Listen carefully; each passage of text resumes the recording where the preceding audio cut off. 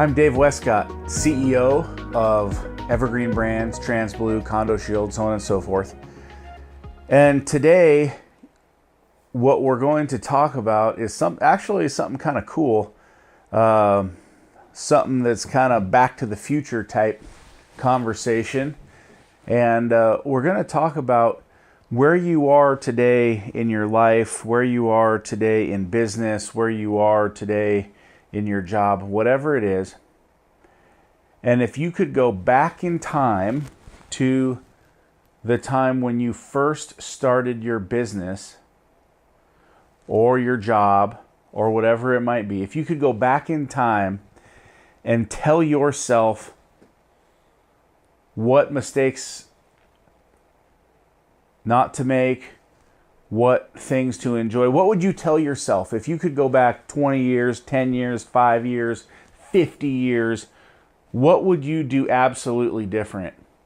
And I've been thinking a lot about this, and I'm a big football fan. I love football, and I'm thinking about Tom Brady and the year that he's having and announcing his divorce and the ability not to be able to turn it off, right? Tom, he just can't turn it off. So even though, he's starting to decline and he's not the quarterback he was, in my opinion at least, and, he's starting not to win, but he can't give it up, so he keeps going out there. Or you think of the boxer, the fighter, maybe the Mike Tyson, who won't give it up, won't quit, goes out and continues to fight until it's just a bloody mess. Or, even thinking of Russell Wilson now with the Broncos, and what choices has he made, and he's got himself to where he is now, and maybe not playing as good as he was.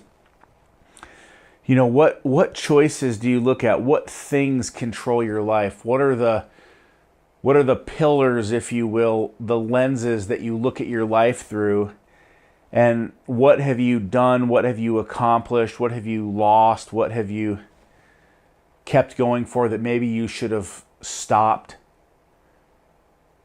It was interesting. I was talking to one of the guys on the leadership team, and he worked for one of the largest landscape companies in the world, and a top executive at that company. And they were sitting around the table and they were saying, what are we going to do different? What are we going to change? And at the end of the meeting, they didn't really change anything. They just focused on how to make routes better and how to do this and how to do that, and so many things they didn't get rid of that maybe they should have. And so if you're thinking about what are you holding on to that's holding you back, or what things should you enjoy?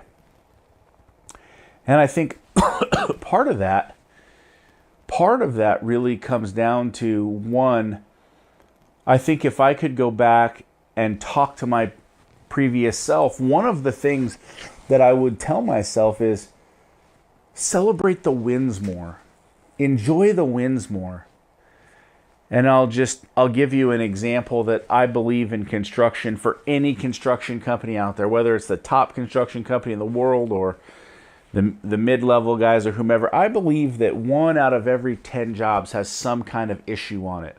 Whether it's a contractual issue, a subcontractor issue, a client issue, an internal issue, I believe there's always an issue. And so if you think 1 out of every 10 jobs is going to have something that you have to clean up, or something that you have to fix, something that you have to work on, I think that's just a normal part of going to business. But I think that those things tend to consume the office. And those things can make the office or the company internally almost feel like a failure, or like constantly failing. If you think about it, a company that does maybe 10 jobs in a month, they have 9 jobs that go absolutely incredible, 9 jobs that go fantastic, and they have maybe that one job that goes bad. Well, or maybe it doesn't even go bad. Maybe it's just tough, or it's hard, or the client is difficult, or there was whatever it might have been. And when you think about that, what job consumes the office? Well, it's always the one negative, right? It's easy to fall into the trap of negativity. And sometimes I feel like, as an owner, or maybe you as a leader, at the top of that line, it can be a cold and lonely place, and maybe you feel like you're always in a bubble of negativity. And maybe your office or your team can always feel like, oh man, we're going through the next struggle or the next struggle. In 2021, I think we completed about 450 construction jobs. I think about 9 or 10 of those jobs had some kind of issue on them. But nobody in the office celebrated the amazing, let's just call it 435 jobs that were completed incredibly. Our average job size is roughly $34,000. And so when you think about that, sure, some are 2,000, 3,000, some are $500,000.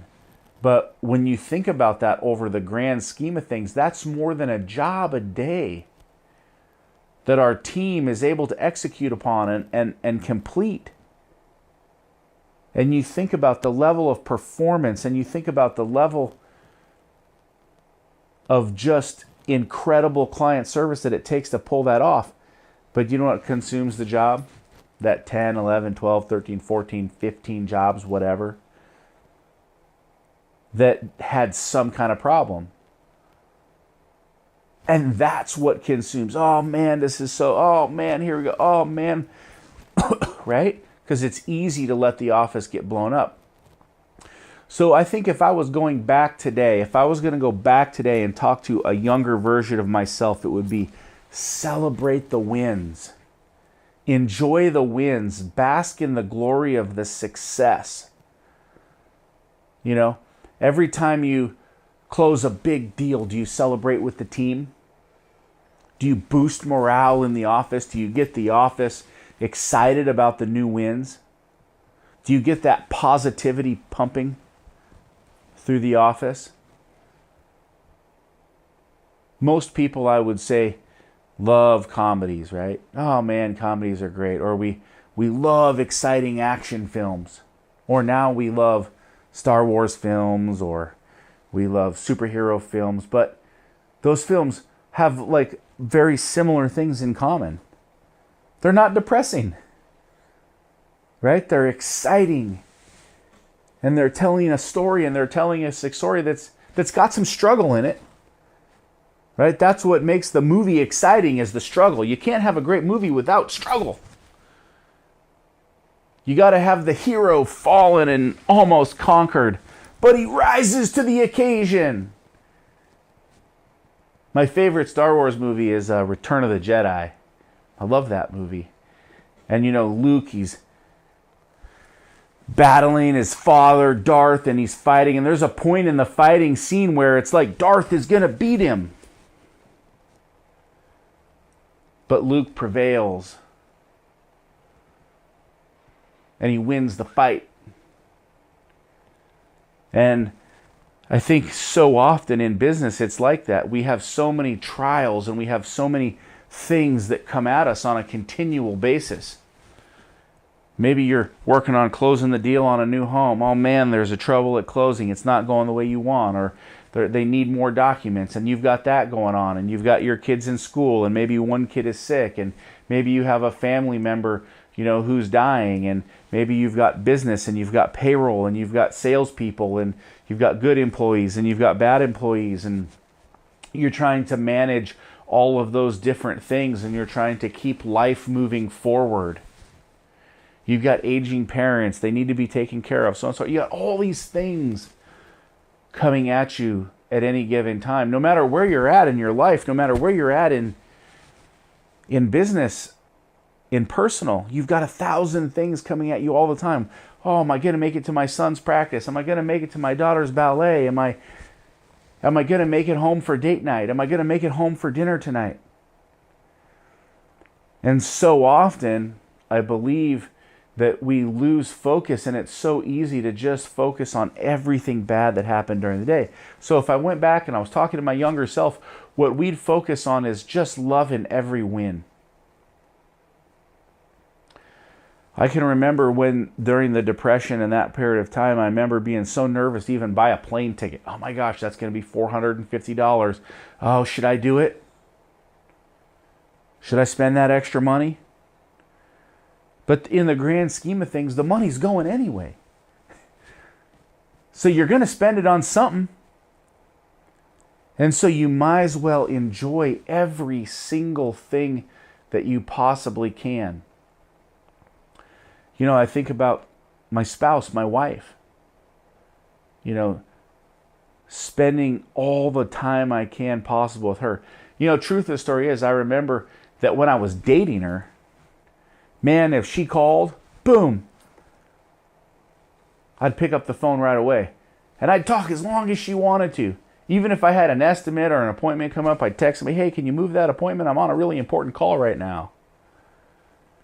You remember that feeling of dating? Oh, I'm going out with her. I'm going to turn my phone off. I don't want to be bothered. I want to give her all my attention. And then you date for a while and you start to get comfortable, and then you get engaged, and then you get married, and then it's like, well, I've got my phone with me and we're out on date night and I'm at the restaurant and I'll take the call. Or, hey, you say, hey, listen, I'm really busy. I don't have time to talk to you right now. Don't you see I'm busy? I'm working. Do you remember what it was like when you were dating? They would have been like, hey, I don't have time for that. And if you lost that significant other, after all that hard work, after all that time, after all that investment, how would you feel? So many people, you know, they say, oh man, I'm really having a hard time right now. I'm going through a bloody divorce. This is a nasty one. Oh, I'm so heartbroken. I can't believe she left me. My life is over. She stole my life. She was my life. But you look at the pattern. What was the pattern? Oh, I'm too busy. What do you call me? Oh, I got to work late tonight. I got to. Where was your time? And then what happens? You're miserable in your personal life, and then your work life starts to fall apart. Do you think Tom Brady right now can really focus on being the best Tom Brady with a divorce and a couple of kids? A couple of kids without dad around now, maybe? You think about that, and you think about, you know, what are you building for? What are you working so hard for? What is all of this meaning for? And I think if I was to go back to myself, and I would talk to myself at 23 years old, 22 years old, I would say, listen, man, don't lose focus of your relationship. Don't lose focus of your marriage. Don't lose focus of what's important. Don't lose focus of your kids. And I have to make those decisions today because it's busy at work. But when I come home, I'm home. Does that mean that after the wife and the kids go to bed, that doesn't mean sometimes I work all night? Sometimes I do. Sometimes I got to work all night long just so that I can make sure that their time is not missed. Right? What does it mean to be a dad? It means to be a warrior. It means to sacrifice. It means, you know, you work hard.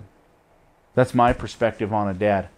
And if I could go back and talk to my younger self,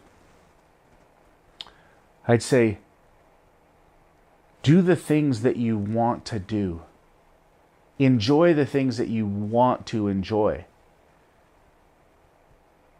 Don't sacrifice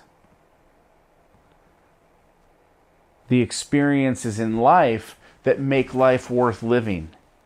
Don't sit in your little office, in your little corner at your desk until the wee hours of the morning because nobody else can get it done. Guess what? If you don't get it done, somebody else will come in and get it done. Somebody else will take care of the client. Somebody else will fill the role. Doesn't mean you don't work hard. Doesn't mean you don't put in 50, 60 hours a week when you have to. But what it means is making sure that you prioritize how you live your life. That's what I think is important. This weekend I was laying on the couch and my son and I were watching Batman. And we were watching The Dark Knight. We love The Dark Knight. And my son, he's dressing up as Batman for Halloween.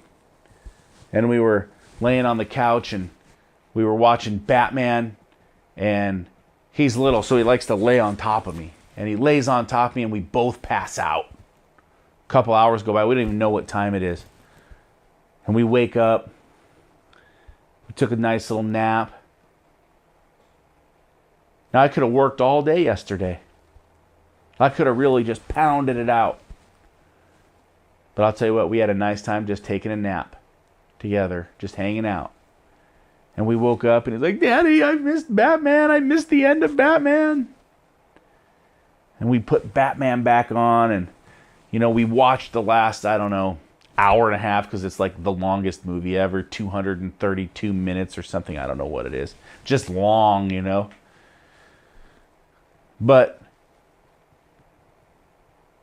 Batman says something to the effect of, and Ralph can probably correct me if I'm wrong. He's shooting video here. You play the hero long enough and you see yourself the hero long enough to see yourself become the villain or something like that. And I thought about that, and I was thinking about that in the, what would I tell my younger self?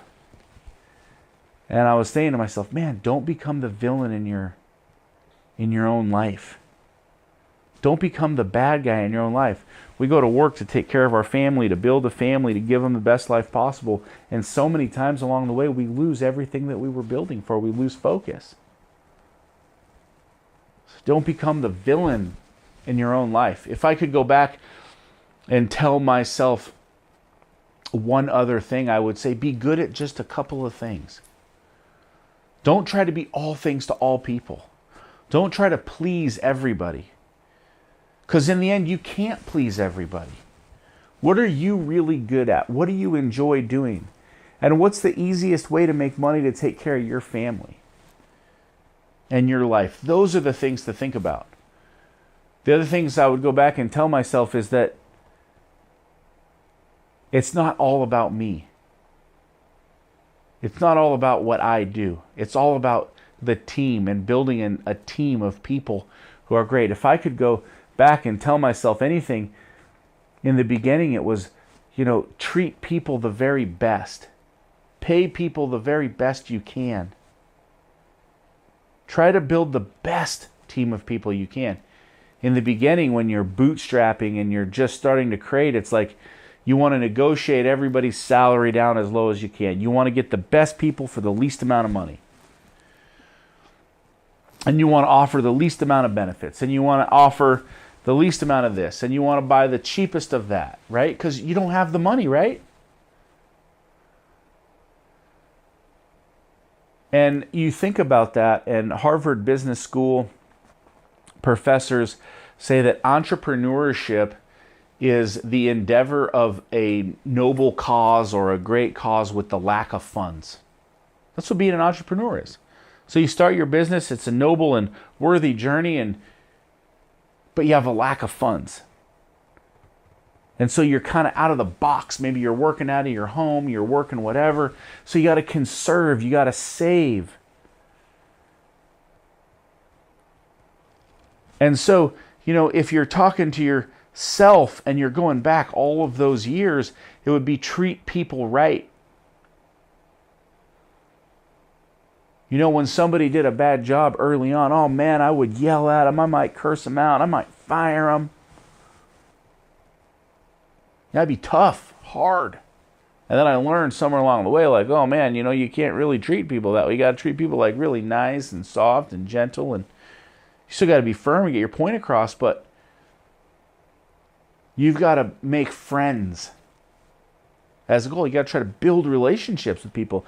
If I could go back and tell myself anything, it would be focus on making friends with the people that you work with. If I could go back and tell myself anything, it would be identify my focus. What do I care about? What am I passionate about? Today, I'm passionate about changing the world. I'm passionate about giving to charity. I'm passionate about making the world a better place, because it's not all about me, it's about the world. If I could go back and do anything, I would say, hey, find something that you really care about and make that a part of your business from day one. If I could go back and change anything about myself, I would say continue to learn. Take time away for yourself to continue to learn and continue to grow. You've got to continue learning. You've got to continue achieving. You've got to continue to invest in yourself. If I could go back and tell myself anything, I would say go ahead, go and pick a hero. Go find a hero. Some people call it a mentor. Find somebody that you can look up to, that values align, that jobs are similar. Somebody that'll talk to you, somebody that'll spend time with you, somebody that'll share with you insights and wisdom. If I could go back and tell myself anything, it would be invest in associations. I think associations are an amazing place to really level yourself up. Invest in the association, whether it be Community Association Institute or Retail Facility Management Association or BOMA or whatever it might be that you're a part of, or SIMA or Planet or whatever it might be. There's tons of associations that deal with your business, but get around like-minded professionals. Spend time listening and learning and growing. And if I could give myself one other piece of advice, it would be forget all these business books. You know, you get on this kick of, well, what's the best business book? Well, I read, B 2.0, and I read The Hard Thing About Hard Things, and I read, all of those. Listen, great books. But for me, I believe that the people who have written those books, their values don't always align with mine. And so now in my life, I don't read any of those books. I don't spend any time reading books on growth. I spend time reading books written by Christian authors or the Bible. That's where I spend my time. If I'm going to spend my time reading, everything I need to know is there for me. That's what I need to focus on. So focus on, if I could go back and tell myself anything, that's what I would say. Don't waste that precious time. The other thing I think about reading these books is every one of these books just tells you, how to be great, how to win, how to overcome this, how to do that, how to do this. But nobody really gets in and tells you about the brutal times. They don't tell you how to recover when you feel like you're so far down at the bottom of the pit, you don't think you'll ever be able to crawl up. Or when you have so much work mounted in front of you, you don't even know how to get it all done. And you're so far behind, and you're letting customers down and employees down, and people are down, and people are quitting because they're working too much and it's too hard of an environment. And success seems so far away. What do you gravitate towards? It was funny, just the other day, my dad said, focus on reading Proverbs. Still to this day, my dad says, focus on reading Proverbs. Focus on making your life better. If I could go back and tell myself anything, it would be take care of my health. Listen, right now I'm on this crazy health kick. I've been on this health kick for almost a year now. I got like 4 months left in my rolling 12, and I've lost almost 50 pounds, but I've stayed at the same weight for like the 2 months. My goal was to lose 100 pounds. Listen, don't let yourself get there. Because when you get there, it's so hard to get back. And it just gets away from you. You're in the office working all the time, grinding all the time. You don't take that 45 minutes to go run or go ride the bike or get fit. And sometimes when we're in a tough situation, we like to binge eat. It's an easy thing to do. Or we love to eat fast food, or we don't take care of ourselves. If I could go back and tell myself anything, it would be, hey man, don't let yourself get to 317 pounds. 329 pounds. That's where I started. 329 pounds. Today I'm at 283.4. I feel a lot better, but I got a long way to go.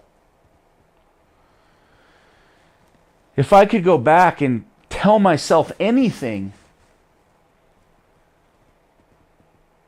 I would focus on finances, faith, family, and fitness.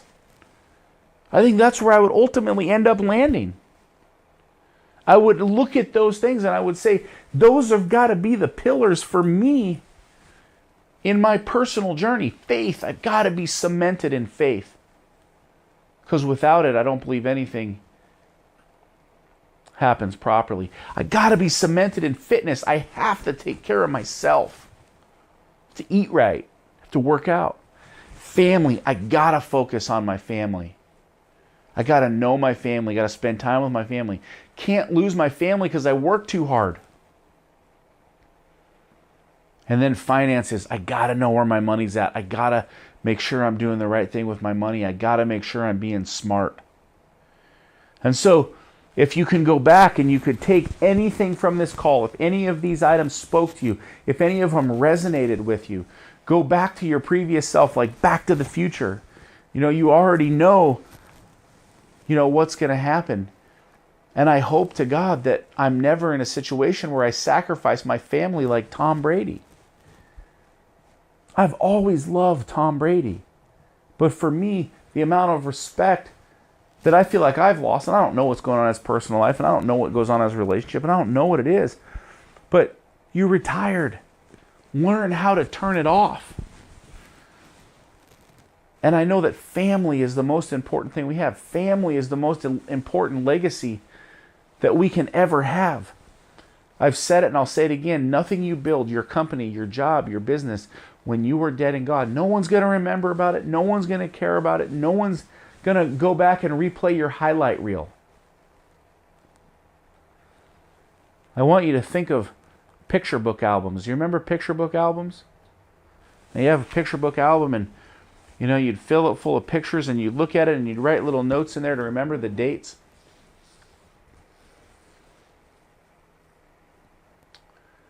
And those picture book items are usually filled with family vacations or camping trips or hunting trips or birthdays or anniversaries.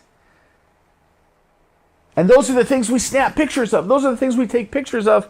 And those are the things that we want to remember. Those are the things that we care about. Those are the things that we buy a nice book and we carefully set them up on the shelf, and then every so often we'll pull them down. That's our life's long highlight reel. And I've looked at thousands of picture books, from grandparents to cousins to uncles. You know what I've never seen in there? I've never seen in any picture book that I've ever looked at, I've never seen a picture of someone's office. I've never seen a picture of somebody's computer. I've never seen a picture of somebody's job. And so when you go back and you talk to that previous self, think of every single thing that you do as that moment in time. If I were to take a picture of it, where would that picture go? Would I delete it and recycle it in 6 months, or would I carefully print it out, mark down the names of the people that are in it, and then put it up on a shelf so I could look at it another time? Would I care about it? Would I treasure it?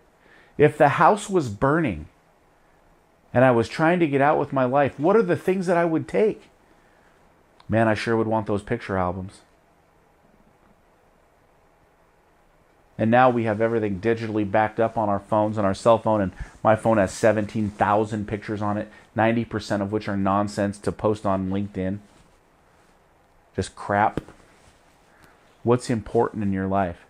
Well, today what's important in my life is having a Halloween party with our amazing team here, and going trick-or-treating with the kids later on, and spending time with them and building with them, because at the end of the day, that's what's important. That's the legacy that I leave behind. Their entire life is influenced by my life. A life for a life. And so, at the end of the day, what are you going to tell yourself, and what changes are you going to make today in your life to live those picture perfect moments. And the truth about it is, what's left behind in photographs or stories and memories, that's your highlight reel. That's all you get to leave anybody with. The pictures, the memories, any written stories. Outside of that, no one's going to remember a thing. I can think of so many people who have passed away and we're like, this person's going to live on. Their memories, very rarely. Very, very, very rarely. And so we think about that today. And my challenge to you, my encouragement to you is take that next step in your life and go after the things that have the most meaning. Go after the things that have the most importance. Because at the end of the day, you can't take any of it with you. And if you were to focus on 4 things, faith, family, fitness, finances. I'm Dave Wescott. If you enjoyed this, if you had a great time today, follow me on LinkedIn, David Wescott. Follow me on Facebook, David Wescott. Follow me on Instagram, Dave Wescott for real. Hook it up. Give me a follow. I love talking about the entrepreneurial. This is my entrepreneurial journey segment on if I could go back in time and tell my younger self everything they need to know to be successful. These are the things that I would share with them. Have a blessed day. Thank you for tuning in. If you like this, give it a share, give it a like, and give me a follow. Have a great day.